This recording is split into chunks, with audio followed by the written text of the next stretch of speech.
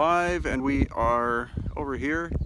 We're looking at piles upon piles upon piles of ceramics, ancient ceramics here at Abydos. So what we're going to be doing is we're going to be approaching and looking at the Osirion, we are at Abydos. We're going to be looking at the Osirion. Oops. Okay, so here we go. Well, I don't have the stabilizer on, sorry. This is like a last minute thing. We're approaching the complex at Abydos. On the left hand side, that is the temple of Seti I.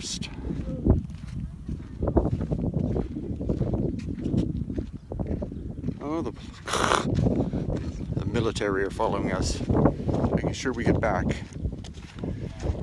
Oh well. There's some really big blocks in behind too, but you're not allowed to stray off the path. Big guy up on top of the hill. That was great, he let us into that room. Yeah, it was wonderful. I gave him £100 just as a bit of a bonus. Okay, so we're approaching the Temple of Seti I, which is a dynastic construction, mainly made of relatively large blocks of sandstone, as you can see. And our group and many others are now looking down in the Osirion. So the Osirion is underground. Likely it was built underground, because we're walking on the surface level now, and then we're going to approach and look down into the Osirion.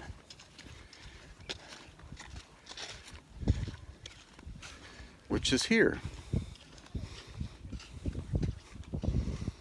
One of the most enigmatic ancient structures in all of Egypt.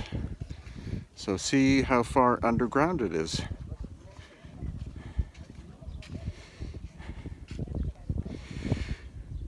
See that Roman style arch off to the right, and then the giant blocks on the inside.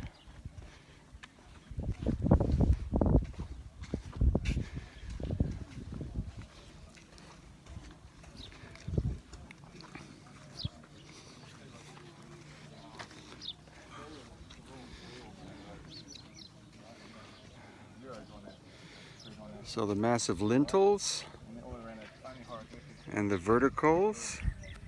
Lintels and the verticals are made of granite, probably from Aswan.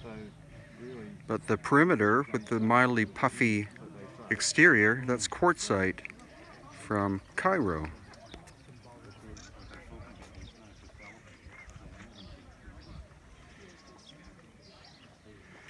So it's bilaterally symmetrical. You see the little room over here, over there, matching one on the other side.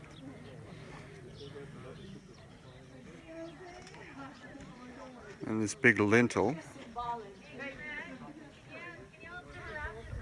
over here. It's about 14 feet long, has a horizontal saw mark on the back side of it. Unfortunately, the Osirion is closed for maintenance right now, so we can't go down the way we have done in the past to get to this level to look down inside of it.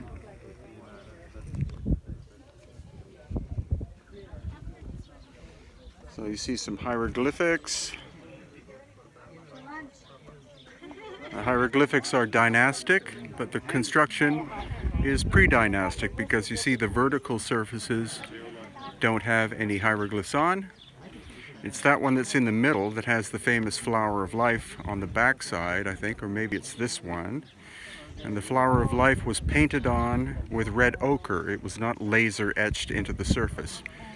So as we get in closer, there you can see some red ochre on the vertical in the middle of the frame.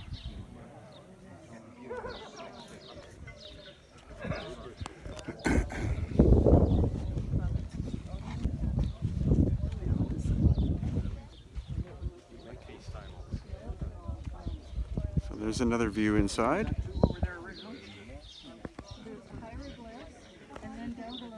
And here again, you see the red ochre. That is a boat, and It's a boat, as Susan just said. That's painted on red ochre.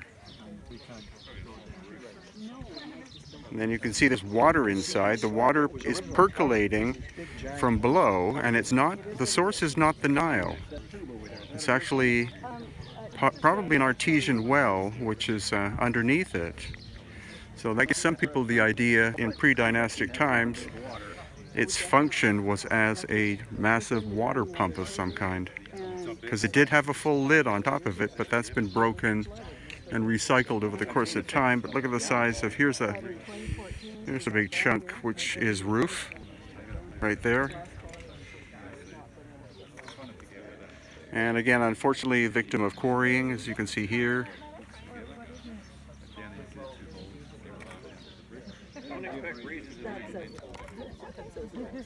So let's get another angle.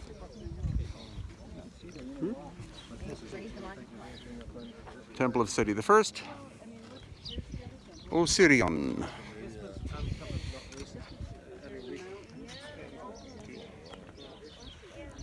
Again, here's the big lintels coming across and the massive verticals. We're talking in the region of, the verticals are probably somewhere in the region of 40 to 60 tons, and they're matched in size by some of the roofing, some of the lintel work.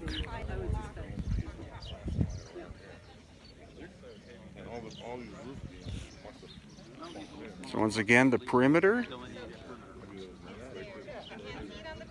that way, this way, and across the front is quartzite, which has a hardness of about 7 on the Mohs scale of hardness, 10 being diamond.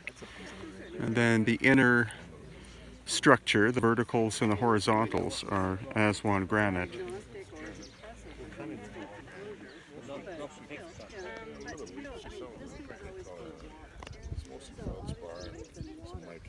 Over this way.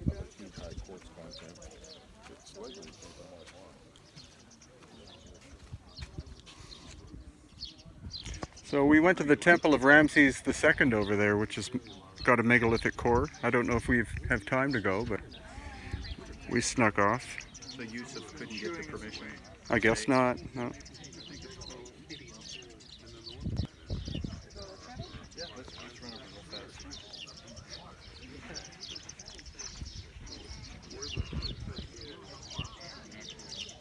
Okay. So the sheer sense of scale and material are telling you basically that they're pre-dynastic, but it's more the material. So almost all dynastic constructions in Egypt are made of sandstone or limestone, or a combination of sandstone and limestone. But when you get into large constructions utilizing granite or basalt, or also travertine, then you're talking pre-dynastic. So that's why we see that on the Giza Plateau. We see the Valley Temple, which is made of, the horizontals and verticals are granite, and then the floor is travertine. And here, at the Osirion, we see that the Osirion is constructed of granite, or granite's is a general term for a class of stone. So within granite, the general definition of granite, there's also syenite and diorite and other things like that. But let's not look at me, let's look at the structure. There we go. So you see these retaining walls that were built, they were built to keep the sand from coming back into the Osirion. And again, just the huge sense of scale. There are niches. Maybe we can go over in here and have a look at the niches. There you can see like little rooms. I think there are 4 rooms per side, then 2 at the end, that end. But this other end is really interesting over here, because it's a very large chamber going this way, but more that way. I believe it's about 20 feet this way and about 150 feet that way. And it has a domed or a corbelled ceiling like the roof of a house.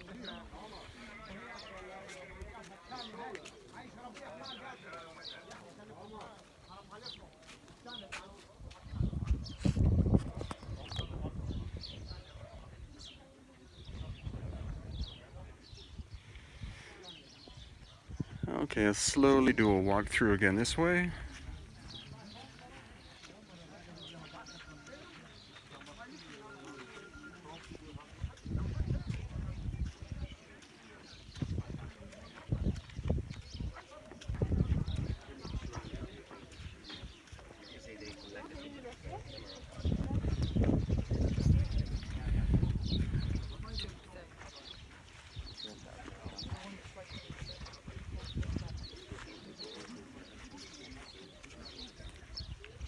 تبعك اسم محمد رحت رمسيس؟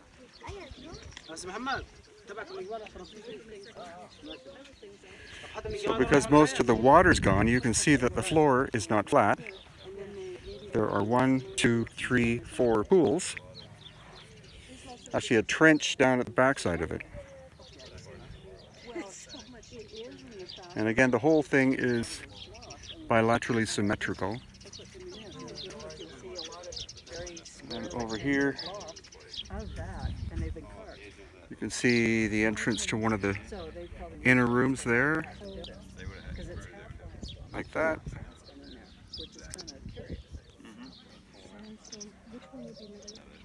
Like, no, I mean, like, one is just locks in the earth exactly like for the next piece. Just give it a stop.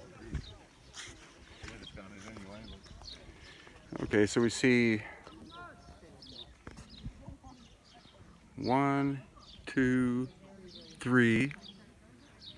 I think there's 6 per side.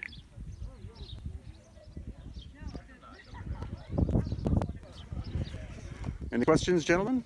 Yeah, the interlocking notches, like over the top of that lintel, like the keystone locks at both Right. ends. Good Yeah. point. Good point. There's one of these ones there. There's, this is looks like a roof, but if you come over just a little bit, Yeah, to the keystone locking mechanism, as you can see. And left, a little bit over as to the left. pointed out and over here too. See there and there, ways to lock the stones together. Similar Bit on the roof over here too. that outward lump on that rock Like a there, knob. which I don't Oh yeah, there's a protrusion or a knob-like thing here. There. There's one on the roof over here. Oh, there is? To lock it.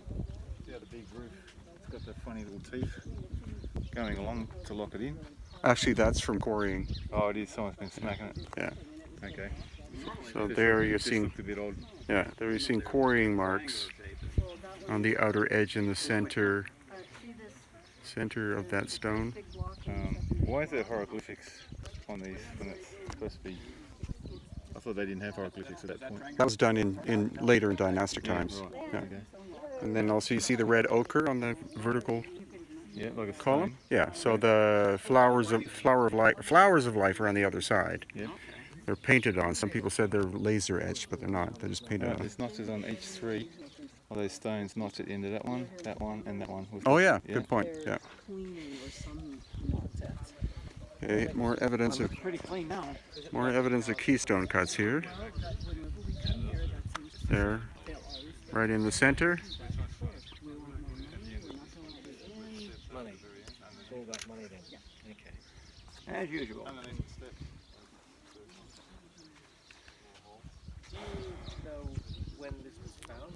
And we've heard that over this hill there is a tunnel that was opened up to the public very recently, and it supposedly is 800 feet long in a straight line, and then it starts to arc or curve to the right. So that's going to be on the agenda for our tour in March of 2020.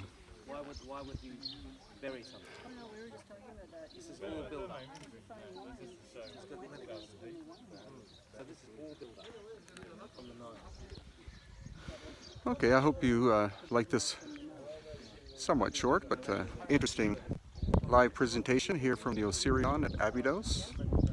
Tomorrow we're up to Dendera, then we fly back to Cairo, and that's when we're going to start doing the plateau, the Great Giza Plateau, and all that that entails, the sites of the plateau itself, or the Giza aspect, but that also includes Saqqara, Abu Sir, and Abu Ghurab. So from Abydos, Egypt, Brian Forster of Hidden Tours. Thanks for watching.